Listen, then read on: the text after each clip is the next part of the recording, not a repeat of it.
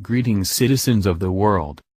After his inauguration, Donald Trump's presidency so far has shone a light on the White House's war with the deep state. One former member of the intelligence community has spilled the beans and decided to break his silence about the Obama administration's cooperation with the deep state. Former CIA analyst, and retired U.S. Army Reserve Lieutenant Colonel, Tony Shaffer, told Fox News back in February that the Obama administration was behind the public leaks of Lieutenant General Mike Flynn's phone calls with Russian officials. According to Mr. Shaffer, the blame belongs at the feet of John Brennan and James Clapper. These two former CIA chiefs have long been suspected of running counterintelligence operations against the Trump administration. Although Brennan publicly spoke out against the empire of leaks that have been damaging the Trump administration, many in the alternative media suspect that he is one of the ringleaders of the Obama-era holdovers who has undermined President Trump.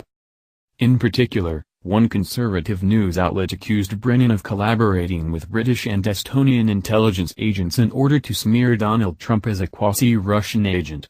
Brennan, who supported the American Communist Party during the Cold War, also has some surprising links to radical Islam. One former CIA agent who served with Brennan in Saudi Arabia accused him of converting to Islam. Is it widely known that there is a top intelligence official in the Obama administration's CIA who has converted to Islam? Yes. It was reported in none other than the Washington Post in 2012. Why couldn't it be Brennan? The movie Zero Dark 30 about the killing of Osama bin Laden, for which the movie makers gained access to classified material, the Obama administration was criticized for making it available to them, featured a top counter-terror official who strongly resembled Brennan and was shown performing Muslim prayers. As for Clapper, he has tried to defend the leaking of unclassified documents by declaring that unclassified is not leaking. Clapper also told Congress that he had seen Flynn and other Trump administration communications before they were leaked to the press. There is a possibility that both Clapper and Brennan were connected to Susan Rice, the former national security advisor to President Obama who is suspected of using her security clearance to spy on President-elect Donald Trump and his inner circle.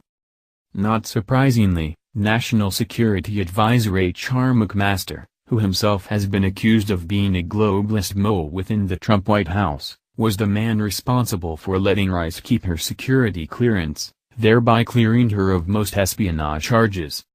Lieutenant Colonel Shaffer is definitely correct that Lieutenant General Flynn was set up and burned in effigy by the mainstream press and the deep state. When the media got Flynn's scalp, it set up a bad precedent. Since then, many of President Trump's leading MAGA officials have left Washington, D.C.